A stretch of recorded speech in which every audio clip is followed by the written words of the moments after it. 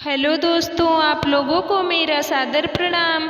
अगर आप लोगों को धार्मिक कहानी सुनना पसंद है तो प्लीज़ आप लोग मेरे चैनल को सब्सक्राइब करें, लाइक करें, शेयर करें और एक प्यारा सा कमेंट करें। एक गांव में एक बुजुर्ग औरत रहती थी।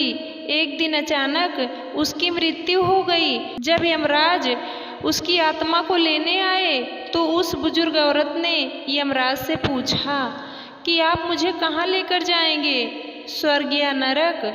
यह सुनकर यमराज ने कहा, मैं तुम्हें इन दोनों स्थानों में से कहीं भी लेकर नहीं जाऊंगा। तुमने इस जन्म में बहुत ही अच्छे कर्म किए हैं, इसलिए मैं तुम्हें सीधे प्रभु जी के धाम ले जा रहा हूँ, जहाँ तुम भगवान के चरणों में रहोगी। क्योंकि तुम एक नेक दिल के इंसान होने के साथ साथ भगवान की अनन्य भक्त भी हो।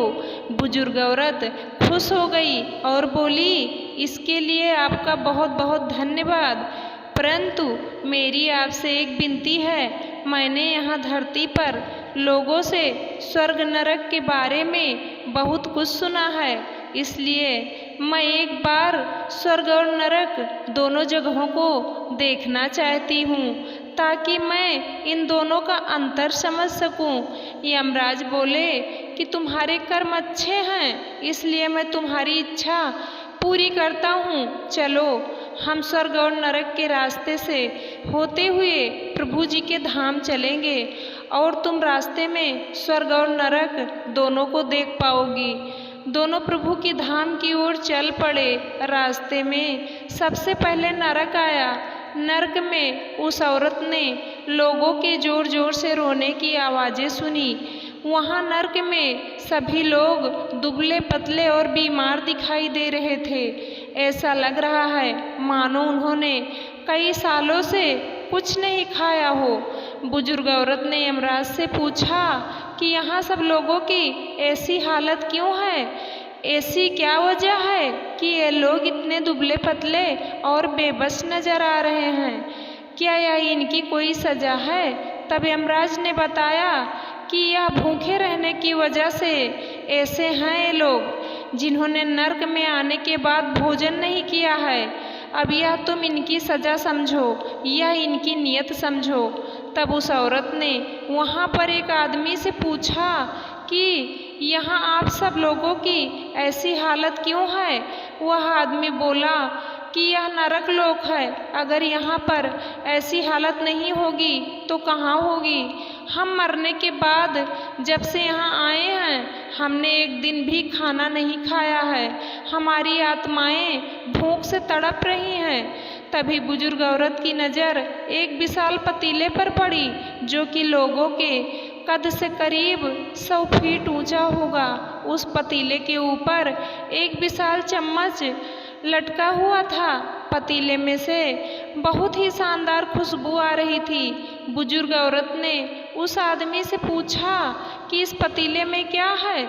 आदमी मायूस होकर बोला कि यह पतीला हर समय बहुत ही स्वादिष्ट खीर से भरा रहता है। बुजुर्ग औरत ने हैरानी से पूछा कि यदि इसमें खीर है तो आप लोग पेट भरकर यह खीर खाते क्यों नहीं हो? भूख से क्यों तड़प रहे हो?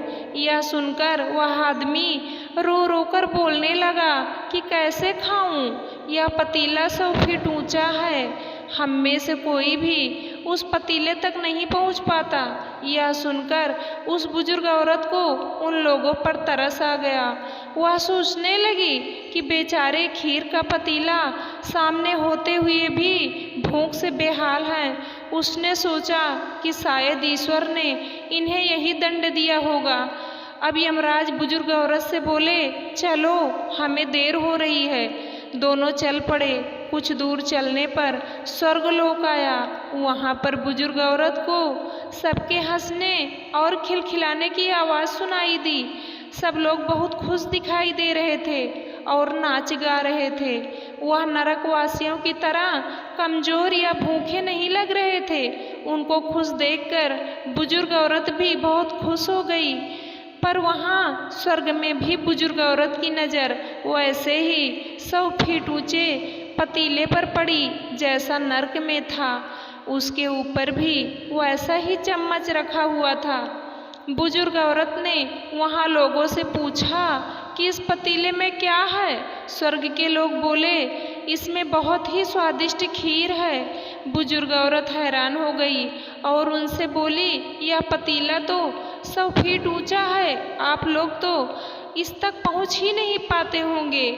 उस हिसाब से तो आप लोगों को खाना मिलता ही नहीं होगा और आप लोग भूख से बेहाल होंगे। पर मुझे तो आप सब बहुत खुश लग रहे हो, ऐसा कैसे हो सकता है? उनमें से एक व्यक्ति बोला कि हम सब लोग तो इस पतीले में से पेट भरकर खीर खाते हैं। औरत बोली, पर कैसे? पतीला तो बहुत ऊंचा है। वह व्यक्ति बोला, पतीला ऊंचा है तो क्या हो गया? यहाँ पर कितने सारे पेड़ हैं, हमने इन पेड़ों की लकड़ी ली और उसको काट कर एक विशाल सीढ़ी का निर्माण किया।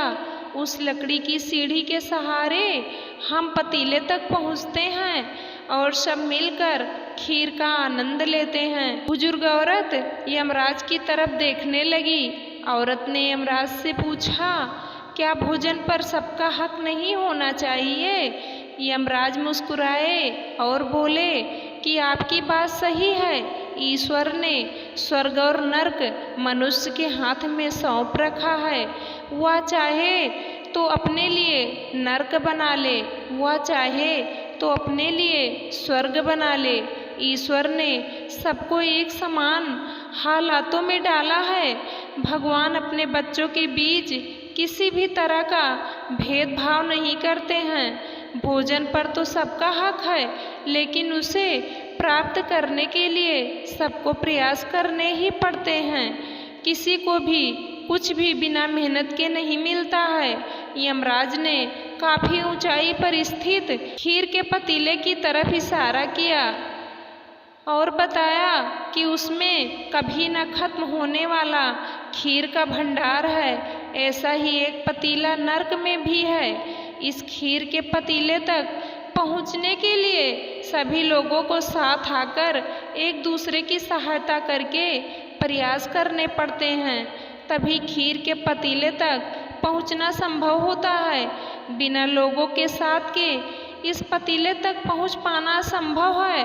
वहाँ नर्क में भी पेड़ पौधे सब थे, पर वह लोग खुद ही आलसी हैं।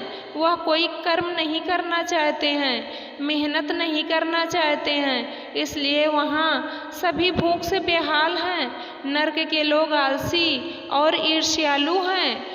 वह किसी की भी सहायता नहीं करते हैं और एक दूसरे से चिढ़ते रहते हैं। अगर कोई व्यक्ति किसी तरह इस खीर के पतीले तक जाने की कोशिश भी करता है तो उसकी टांग खींचकर नीचे गिरा देते हैं और कहते हैं कि कोई उनके होते हुए वह पतीले तक कैसे पहुंच सकता है। ऐसा करते करते नरक का कोई भी व्यक्ति खाने तक नहीं पहुंच पाता है। वहाँ के सभी लोग बिना कर्म करे फल चाहते हैं, साथ ही वह एक दूसरे से ईर्ष्या करने वाले और केवल अपना भला चाहने वाले मतलबी लोग हैं। उन्हें खीर हाथ में ही चाहिए, इसलिए वह भूखे, कमज़ोर और लाचार हैं और यही उनके कर्मों का फल है। स्वर्ग में रहने वाले अच्छे और मेहनती लोग हैं और वह अथक प्रयास कर एक दूसरे की सहायता करते हैं। उन्होंने पेड़ों की लकड़ी ली और उसको काटकर एक विशाल सीढ़ी का निर्माण किया।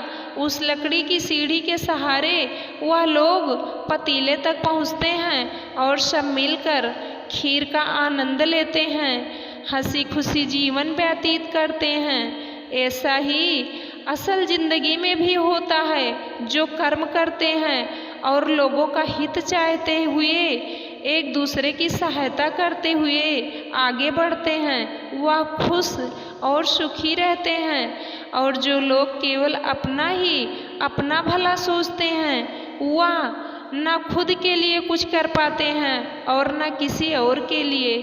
कुछ करना चाहते हैं और जीते जी ही नर्क भोगते हैं, और अच्छी सोच और अच्छा कर्म करने वाले सदैव खुश रहते हैं और जीते जी स्वर्ग भोगते हैं। यही तो ईश्वर की बनाई इस दुनिया का नियम है कि जो कर्म करेगा, मेहनत करेगा, उसी को मीठा फल खाने को मिलेगा। स्वर्ग के सपने छोड़ दो, नर्क का डर छोड़ दो, बस आपकी वजह से किसी का दिल न दुखे, इतना सोचो और बाकी सब कुदरत पर छोड़ दो। आपको आपके कर्मों का फल अवश्य मिलेगा। धन्यवाद। दोस्तों, आप लोगों को ये कहानी कैसे लगी आप लोग कमेंट करके ज़रूर बताना, और मेरे चैनल को सब्सक्राइब करना, लाइक करना, शेयर करना।